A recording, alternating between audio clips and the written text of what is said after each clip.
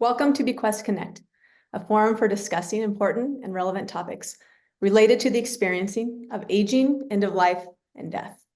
I'm Lauren Clough, co-founder and CEO of bQuest. You may be wondering, what is bQuest? We are a curated collective of local vetted professionals that exist to guide and support families along the journey of life and loss. Kelly and I intentionally created this platform to positively impact the experience of life and loss for family caregivers and their loved ones. Today, I'm so excited to bring together two of our professionals, fabulous people that are going to help us understand a little bit more about care options and financial planning related to aging wishes. This is a topic that I am super passionate about, and I'll explain why. But first, I want to introduce Roseanne and Tiffany. I'm going to read this verbatim because there's a lot of good stuff here. So first, Roseanne. Roseanne is the founder and owner of Kinsman Care Management. She's received a Master of Arts degree in gerontology and has worked with older adults for 20 years. Roseanne has worked in all levels of senior care and now specializes in working with adults with dementia. She is a nationally certified guardian and former speaker for the Alzheimer's Foundation.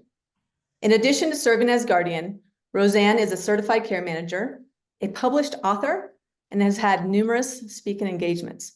Thanks for being here, Roseanne. Next, we have Tiffany. Tiffany Charles with Destiny Capital.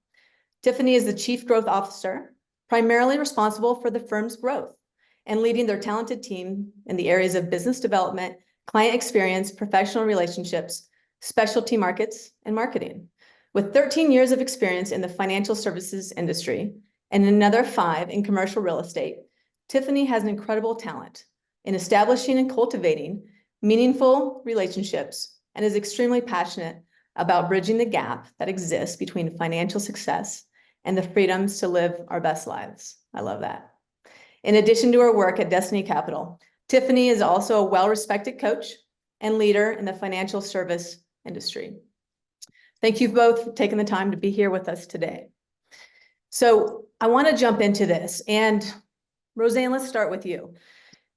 Through this experience of starting this business, really serving families and family caregivers, we've had the opportunity to talk to a lot of families. And there's a common theme, unique experiences, but a common theme around how they realized that something's going on with their family member, right? So might be where, a family member is going home to visit family for the holidays and they decide to stop and see mom first. And they just start recognizing that something's off, something's different, right? Mom might be forgetting things, the house might be in disarray. And so they realize, gosh, I need to figure out what's going on and what I need to do next, right? Similar, scenario where, maybe you get a call at work from a neighbor who said, hey, your dad just fell, he's okay, but something that you need to look into.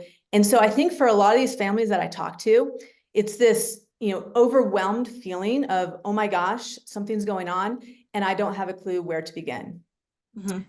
There are a lot of professionals that are there to serve families. But I think in this unique instance where they recognize something's going on and where to go from here, I believe certified care managers are really the quarterback, right? For handling that assessment and then helping the family to create a plan of where to go from here. So I want to kick it over to you. I'd love to hear your thoughts.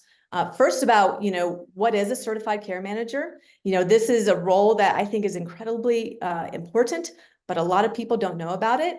And then talk to us a little bit about that assessment, care options. What is the cost of care? I think a lot of people don't know what that is. And then also how you weave in this theme of aging wishes when you're working with those families. Yeah, absolutely. Thank you, Lauren. So, care managers are professionals who are knowledgeable in the field of aging. We have a certification and a professional group. And what we do is we meet with families. We can assess an older adult or someone with some sort of frailty and disabilities. And we assess them. We come up with a plan of care tailored to their needs. We come up with resources specifically for that. And then as care managers, we can implement that plan or give it to families to implement the plan. But the benefit of using a care manager is we are knowledgeable in aging issues, navigating the medical field, challenging family dynamics, challenging medical conditions and dementia. We can guide families in terms of legal needs and financial needs. So we pull all the aspects of aging and needs together and guide the families in that. I get calls a lot from families that are kind of that deer in headlights, or they don't know where to start. And so that is where a care manager, we can help pull all that together and guide families. When people think about their retirement years and getting older, we all want to age well. So if you think about it visually, you want your quality of life over time to be high, and then you want a steep decline just at the end. What you don't want as you age and as those frailties creep in, you don't want your quality of life to go like this. And you also don't want your quality of life to have that drop near the beginning of your aging experience and retirement years and then continue at a lower level. But when you do reach that point of needing help, you want to know what's out there and you want to be able to pay for it. So I want to go over what the options are and what that costs. And then Tiffany will jump in and help you plan for that. Well, I'm focusing on that. I just do want to say, as we all do want to delay the onset of needing help, the secret to aging well is in the mundane. It's not fancy, it's not complicated. You need to stay physically active, you need to stay social, and you need to attend your preventative medical appointments and screening. And if you do that, you'll delay the onset. So most people do want to stay at home as they're envisioning themselves in their older years, but they don't always know what are the options and what would it take to make that happen. So I'm going to give you an overview of care options. So we can go to the next slide and talk to you about what is out there, and then I'll tell you what it costs. So care at home is largely, there's medical home care and non-medical home care. Non-medical home care is where you have a caregiver coming in the home. It's like bringing assisted living services into your home, and they can help with errands, transportation, preparing meals, laundry and housekeeping. They can provide personal care, help with dressing, bathing, reminding you to take your medication, incontinence care. Those services are private pay only. Long-term care insurance can cover it. Medicaid can in a very limited scope, and that's not a good plan. So typically it's private pay. Medical home care is usually called home health, and there's a big misconception that insurance and Medicare will pay for care in the home. Medicare doesn't, and that's why you need to plan financially for those later years. Insurance covered home health is goal focused and time limited and intermittent. So when you're recovering, a nurse or therapist will come in, but that's 2 visits a week for 4 weeks. It's not going to be ongoing. You can privately pay for nursing services though, with some people have ongoing wound care or injection needs or something where you can have a nurse come in. I utilize private pay nursing a lot for med management because that's medication compliance is a huge factor in being able to stay at home.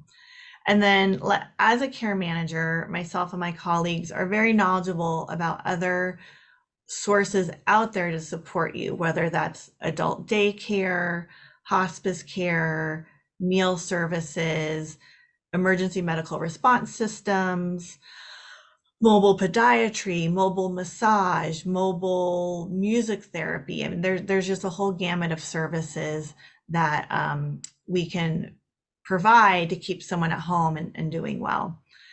When someone can't stay at home, or if they don't want to, there's a bunch of options out there. And starting at independent living, going all the way up to nursing home care.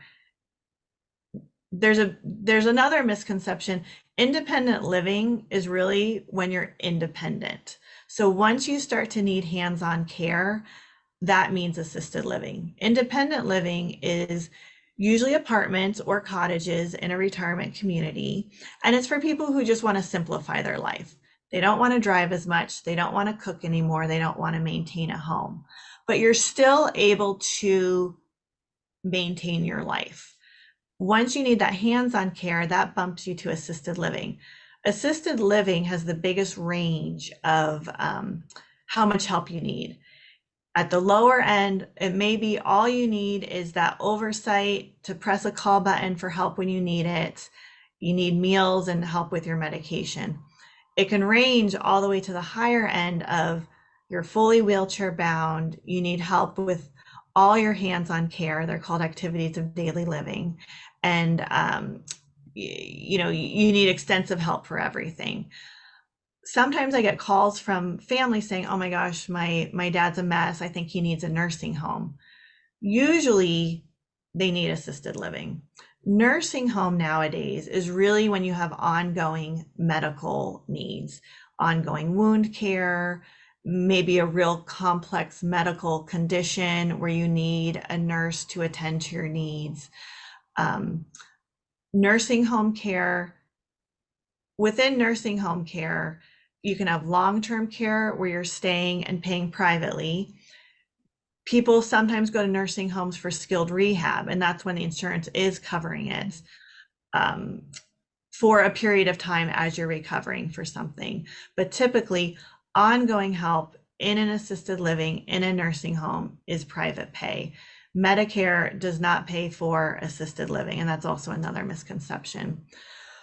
Assisted living, and I'm kind of going back and forth, assisted living can be apartment style, and we've all passed those big, beautiful buildings as we're driving around, or it can be residential style, and not everybody knows about those. Those are called board and care homes. They're in normal neighborhoods and they're normal houses that have been converted where maybe 8 to 10 seniors can live together. You eat in the dining room just like at home. You watch TV in the living room just like at home, and you have a very home-like supportive environment. Also within assisted living and nursing homes, you have traditional care and you can also have memory care. When people say, oh, I had to move my mom to memory care, they typically mean assisted living memory care. But nursing homes also differentiate and specialize. They can be, both assisted living and nursing homes can have just typical care, or they can have a memory care area, or they can just solely focus on that. So Roseanne, I love how you categorize these though, because there's a lot of diverse needs here, right? As you yeah, talk through the different levels of senior living, as you talk through the different types of care for home care, it's a lot, right? But it has to be a lot because everyone has unique needs, right? And it's a lot of different stages of this experience of aging, right? From the point where, maybe mom is just starting to forget some things all the way through to where, nursing home, you need, a lot of constant care. And so I love how you categorize these into home care, right? If you desire and can stay at your home, there's the skilled services and then the home care, as well as all these additional resources like food delivery. And I love adult daycare. That's really an interesting, concept as well. And I can imagine that for families that are spread across the country, these resources are even more valuable because they can't be there every day, right? Checking on their loved one. And so relying on these services, as well as a professional like yourself that can do some of that ongoing care on the ground, is incredibly important. Yeah, and thank you, Lauren. And that made me think of too, even, there's these categories, and I could just talk forever about them. But even within that, like for home care, if I'm meeting with a family, I have a list of different home cares I like to use. and I will have certain reasons why I think home care A is a good fit for someone's needs compared to another family who needs home care B for a different reason. And then same for retirement communities too. So it's good that there's the diversity in what these companies and resources provide so that you can really match up what someone needs with what a company provides. Yeah, I think that's really the primary reason we also created bQuest is because, as we started talking to families going through this experience, as we started meeting incredible professionals across all these different layers, right, providing all these additional resources, it seemed like, wow, there's a lot out there to support families depending upon what they need, but how do we pull it together, right? How does anyone make sense of all of this, as they're experiencing it, because it can be a stressful and overwhelming time. And so I think that's one of the reasons why we created bQuest. But I think also being able to work with a certified care manager, because you're also able to pull those pieces together and really make it customizable to that family because you get to know them really well. And then we can help ongoing as those needs change. I got a call from a daughter. She lived out of state, was medical power of attorney. She called me for help when her mom was 95. So talk about, delaying that onset of help. Um, but that when she did call, we were able to come up with a plan specific to her at home. But then her needs changed, and then we had to reevaluate our plan and move her based on changing needs over time. Oh, that's amazing. Yeah. Yeah. I mean, again, it's great to have all these resources. I think for families, understanding what is out there is so incredible. But the next step is always, well, what can I afford? Right. And that Yes. kind of gets back to this, this planning phase. Would love to hear a little bit from you as to, you mentioned a little bit on what services are private pay, right, versus insurance covered. Would love to hear a little bit more about, what these services can cost, because I think that can be surprising to some families that haven't worked with a financial planner like Tiffany to do that planning work ahead of time. So can you give us some insights there? Yeah, let me go to the next slide, and I want to get to that, but real quickly, if I may just insert something before that. Um, you need to know what things cost, and ideally people want to stay at home and be able to afford that. Sometimes cost isn't always the factor. We can come up with all sorts of plans to keep someone at home, and initially it can cost less to keep someone at home because they just need home care. Even if you need home care 4 hours a day, 5 days a week, that's more affordable than assisted living. Sometimes it reaches a tipping point where it does cost more to stay at home, but that's worth it to somebody. They've done their planning and have those resources. I do have clients where even though they can afford to stay at home, it may not be in their best interest.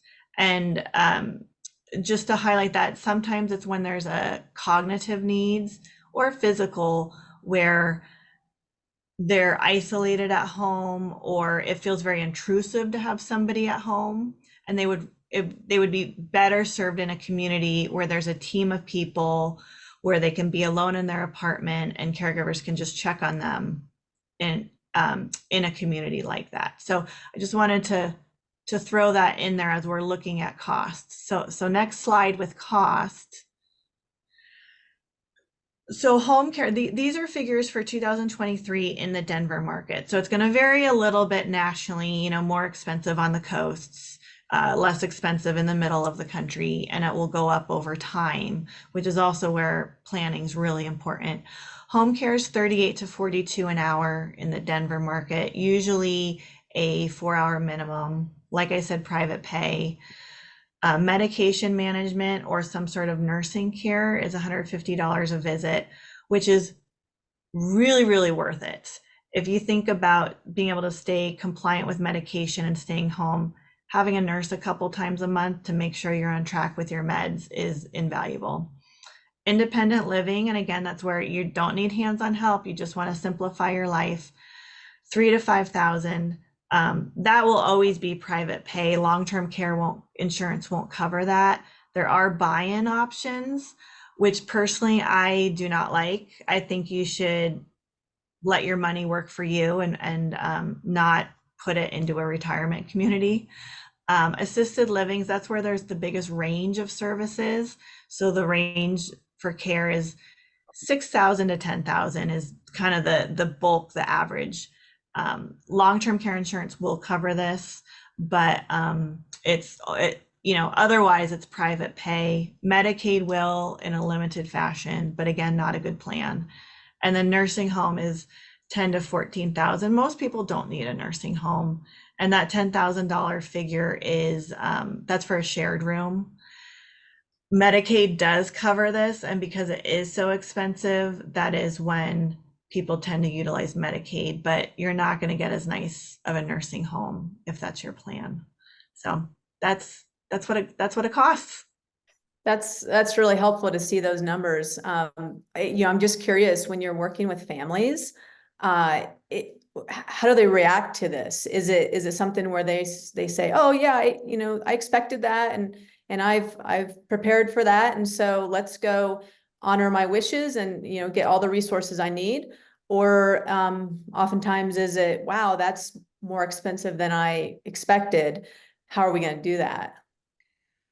I think I see a range. If a family member has gone through it with another family member, then their eyes are a little more open to what the costs are. If this is their first time experiencing it, then there is a little bit of a sticker shock. And I do try to frame it though that this is what you have planned for. This is the rainy day, and money is a tool. This is a tool to make your golden years really wonderful.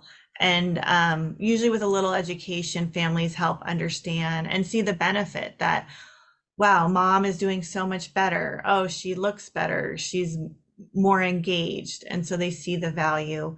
Um, the hardest situation I have is sometimes when the senior is paying their own bills still, and they lack that insight that this is what I saved for. I don't need to keep saving. I'm saving for a purpose, and the purpose is to make my life full of quality. Yeah, that's really interesting.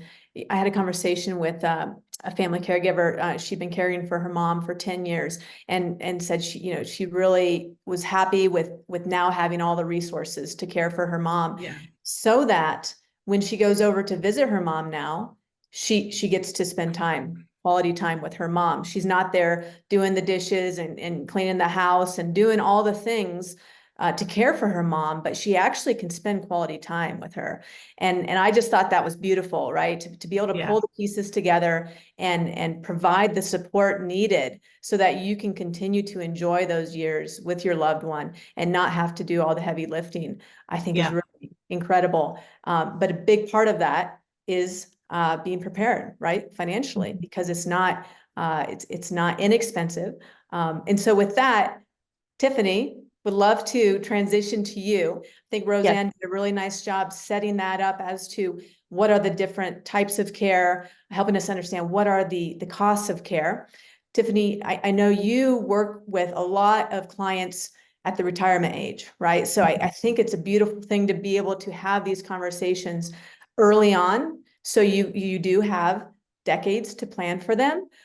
So talk to us a little bit about what that experience is working with your clients. I don't know if all financial advisors go deep in these conversations around aging wishes, but I know you do. So talk to us a little bit about what that looks like working with your clients. Yeah, so we specialize in working with those that are 55 and older. And our goal is to see them through life and help, the next generation through that estate administration from a financial planning perspective. Our industry is all over the place, right? A lot of people don't understand what holistic or comprehensive financial planning really entails. They really still see us as investment people. Investments are really important, and you'll see why returns matter. But the plan matters even more. So maybe chasing a 10% isn't what's necessary, or utilize it going through that volatility all the way through life. Maybe that solid 5 to 6% is going to see you all the way through on top of that. But the only way you know is through financial planning, and it has to be unique to you. So what that entails is getting clear on your goals. Like, what is important to you? What is aging well to you? What are triggering events that you feel would move you from home into assisted living? And doing that way early on. What is fulfillment for you? And then you grow your wealth. How does that sustain you for 30 years, right? Or 40 years? And you're no longer at a working income. It's no longer you go and get this paycheck. You have Social Security, maybe if you're lucky, you have pension, but primarily living off investments. And noting that your retirement account is at an ordinary income tax rate. So how do you make the most out of that? And how do you build accounts and diversification in accounts to make those funds go even further? How do you minimize risk and singular failure points? What could possibly financially take me out? And what does that look like? And then, of course, the planning.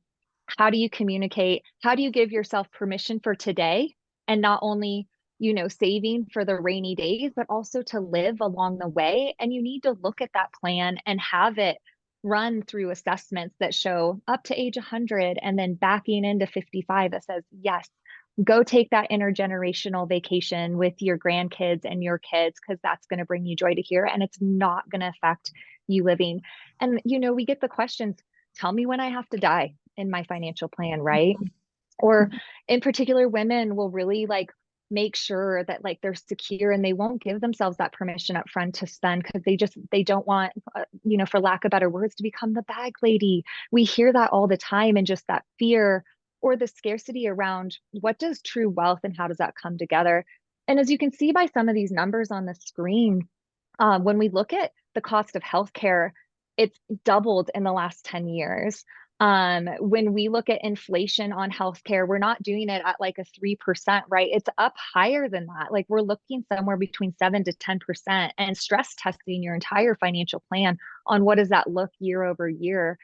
I thought this third one was really interesting, because the third and fourth point, to Roseanne's, to your points about private funding, I'm right now for a 65-year-old, the lifetime healthcare cost will be approximately almost $700,000 through retirement.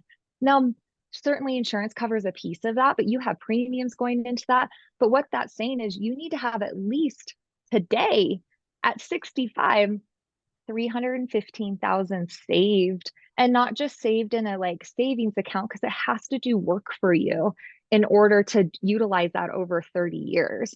So it has to have some level of growth associated with that, and that you're able to utilize that along the way. And when you take just 10 more years, a 55-year-old couple, it's over $1 million of your cost of care as a couple, right? So just divide that by 2 for independent. That is a lot to plan for. And as we get younger, right, the Social Security, pensions, we are much more relying on how are we personally setting ourselves up. And when we look at that, when I look at that at my age and think of my parents, I'm like, oh my gosh, are they set up? Do we need to have that conversation? Now, I'll be clear, I have had that conversation and they're okay, but I want to make sure. And when we talk to clients, will your parents have financial dependency on you? Because when they were in their primary accumulation years, if you're around my age, college was really important, and it was important for their kids in order to get jobs. And so we do that, but that was also primary retirement savings. And, they were living off the model, you pay off your house and 2/3 of your retirement is covered through pension and security, and only 1/3 for investments. That was the way that it was done. And it turns out that those stats don't work the way they do today. So thinking about oh my gosh, are they going to be prepared? So it's thinking up, it's thinking down, and it's just really thinking, because we are not going to let our parents just not get the care. We're going to figure it out. And what cost does that have? So we planning, communicating is going to be vital to the success of aging well and being financially prepared.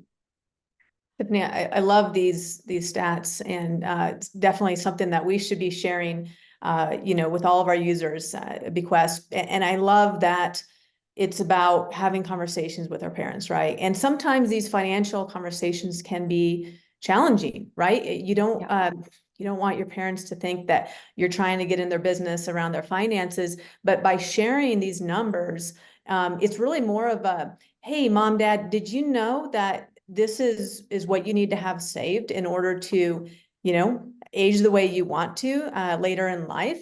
How is that looking? Are you set up for success there? That's really all it takes, is a kind of a conversation starter to prompt that. I would be surprised if most people said, "Oh yeah, I knew that," and we're good, right? And so I think starting that conversation earlier is a good thing, so that if that is surprising to them, then they can, make changes in their investment plan or their financial planning, so that once they do get later in life, they're not, tapping you on the shoulder saying, "Gosh, I don't have enough," right? And you might be, again, spread across the country where you can't be there caring for them every day. Or you might be juggling a job, and you might be raising a family, and you can't be there every day. So I think this is really, really interesting facts and figures to share. And it's really the importance of, like, if you do have a financial advisor and they're only your investments person, then you need to look for the opportunity to get full planning consistently, because these life events change consistently over time. And when you're in a place of really utilizing the investments that you've accumulated over a lifetime for another 30 or 40 years, there's less room for error. So really taking into the account of, what does this look like year to year? How do we keep stress testing this? And it's living. It's not a stagnant one-time plan. That information is as good as you get at that hour, and life changes. So you want the ability to continue to work and grow and adapt with your plan. And so, thanks for moving into that. So what does that look like? What's a financial plan for aging and care? We just talked about holistic planning. So those are all those pillars that I talked about: getting clear, growing your wealth, risk management, and planning. Those four things consistently being monitored and managed and reviewed and in communication about. Essentially having somebody who's consistently understanding how the world is changing and consistently understanding how your world is changing, and sitting between money and meaning. To Roseanne's point, it's a tool. So how do we keep making sure that it creates the meaning to your life? A cash reserve. This is so important. Think about it maybe as a war chest, or what helps you sleep at night. But what is that like? If you would have an emergency reserve, what does that look like for you? How do you get access to that quickly? Right? We don't want to see all net worth into illiquid assets, such as a home or something along those lines, that don't give us the flexibility to make decisions. We want to have a form of liquidity. And it can't all sit in that bucket or under the mattress, because what you have up front is, the worry about, like, okay, I just need it. But on the back end, you have longevity and inflation against you, right? So you need your money to work for you. So we look at it in buckets. There's that cash reserve that helps us sleep at night, takes care of any important emergencies. Then we have the investment management piece. How do we ride the volatility, all of the scary things that happen in the world, but also allow our wealth to do work for us? Because compounding is very important to longevity. And so we look through, what does that balance look like through risk tolerance, risk capacity, what our growth needs are, and continue to build that bucket. Retirement income, we want to optimize our sources. And so ideally, if there's the Social Security, the pension, understanding how all that income works for us, and not just where it's coming from, but also from a tax perspective, and how do you maintain those cash flows? So, we'll look at the ages of planning, but how do we get diversified accounts like HSAs and Roth IRAs and regular retirement and brokerage accounts along the way that give us opportunity for our cash flow to work for us in an even more robust way? Long-term care planning. there are options, right? Roseanne mentioned there's insurance, and insurance has changed a lot.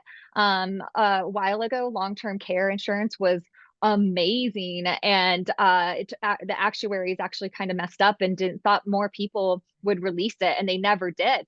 Because as you saw, 70% of people will end up in need of some sort of long-term care planning, um, or long-term care assistance. And now they only coverage a certain amount of time, and you have to hit so many activities of daily living in order for it to be triggered. Like there's different aspects of it. I like to say all strategies work, but they don't work for everybody. So we need to think through every piece of that, of what uniquely, when does insurance make sense? How do we self-fund and prepare?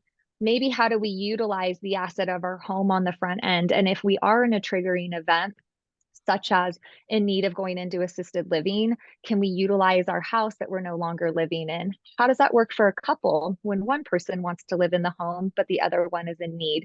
So we run all of these scenarios in a financial plan so you can see how that works for you all the way out. And then, of course, establish a support network with regular reviews. Have your professionals and have your people that you connect to. And again, none of this is a one-time thing. It is a journey that is consistently in need of nurturing and review. That's great, Tiffany. Thank you. And maybe Yeah. just a few final thoughts on how you work with clients to navigate each of these life stages with purpose. Yeah, so I think I really wanted to showcase the life stages of this and things that you can think of starting even in your 30s, because I think big pieces of this is starting to take the stigma away of like not talking about money and health. There's so many estate plans that aren't complete because it's just like, who wants to think about dying, and they just avoid it and they don't want to talk about it.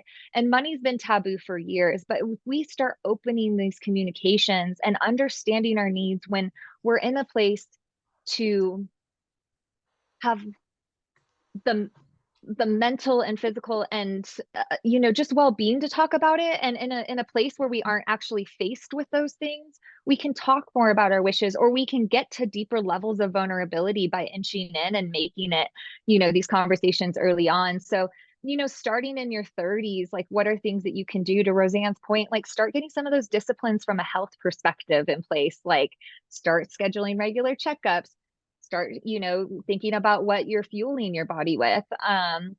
Finance, how do you just start getting those reserves, even just to not have a debt money thing? How do you get to a place where you're able to pay off your credit card and build some savings so that you don't have to go into debt? So that's really about establishing healthy boundaries, and then start asking your parents questions.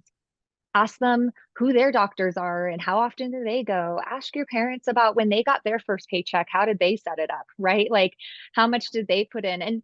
And again, what worked for our parents may not work for us, right? I know people my age, their parents are like, pay off your house as fast as you can. Well, I mean, at a 3% interest rate, why would I ever want to pay off my house, right? But that was because it meant you were secure and safe for so many, like honestly, for a couple generations before us. So it's one of those things where that could be passed on, but take that with like open-mindedness and understanding of like, where did they come from with money? Understand your money mindset and the environment. And then as you keep going up, you'll see like 30 to 50, you want to really start thinking about like what happens if something happens to you. How do you ensure that you are putting disciplines in place? How are you understanding your family medical history and potential risks on both sides, right? Like we tend to maybe start growing our families, and or in those age groups, we start seeing things about our parents and their health that we're like, where did that come from? Do we have a family history of that? So that we can understand our own dynamics and growth, as well as what potential support our parents are going to need.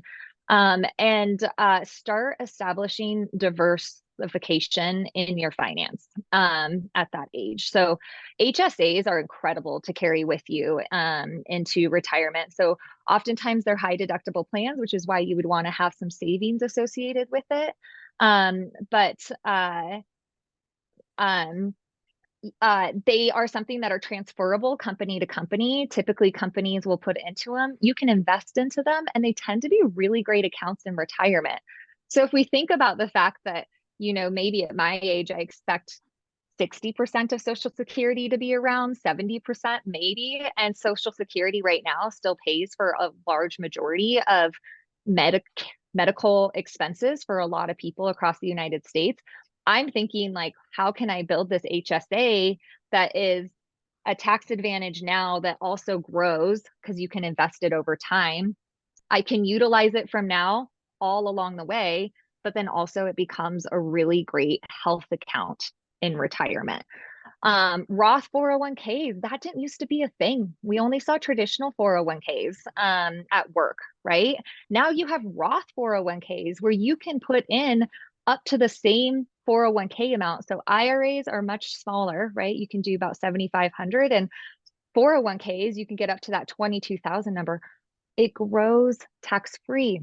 Now you have to take the tax today, and a CPA may say, well, you're going to get less taxes if you put in that traditional account, which is true. But over time, you're pushing off tax to an unknown environment in the future. In order to know where that works best for you, it takes comprehensive financial planning. And then you just keep growing from there. Now you have all these investments. How do you make them last forever? How do you make them last for 40 years? How do you not have to die at a certain age, right? And how do you enjoy life and get to take that permission up front and then know that you are going to age in a way that you feel great about? And There's, go ahead. yeah, there are so many details here that help us to understand, right, the strategy behind it all. And I love how you speak about it. Kind of is that plan that starts with, how do you want to age? How do you want to, I think your tagline is live your remarkable retirement.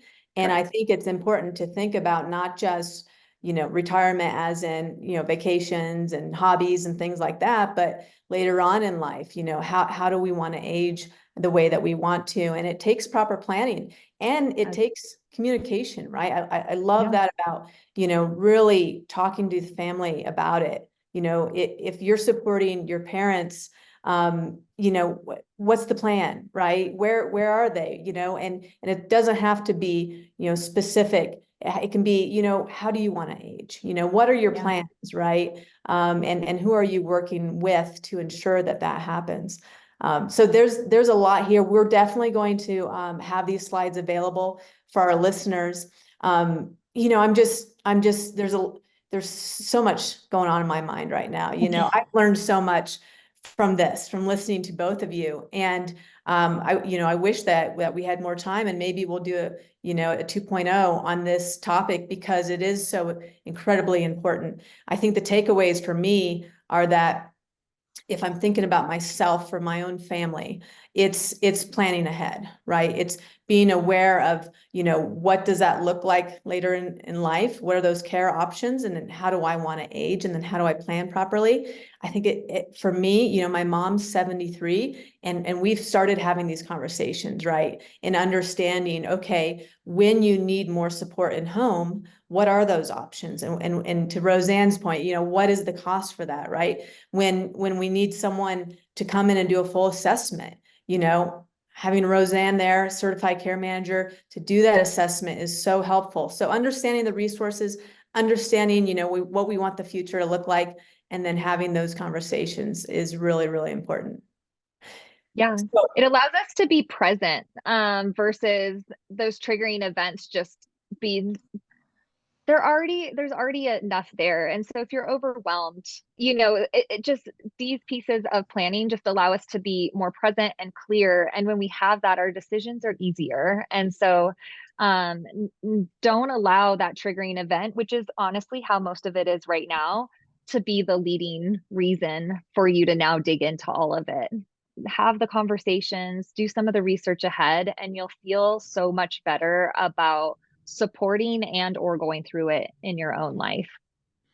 And then to, tag off that, then when there is that event, just for families to be reassured, there are services out there. There are people who are knowledgeable that can help meet those needs when they come up. Absolutely. Thanks for that lead in. And there's obviously a lot more to discuss here. We want our listeners to be able to connect with both of you. We're thrilled to have you both in the bQuest community of professionals. So thank you for joining us in our mission.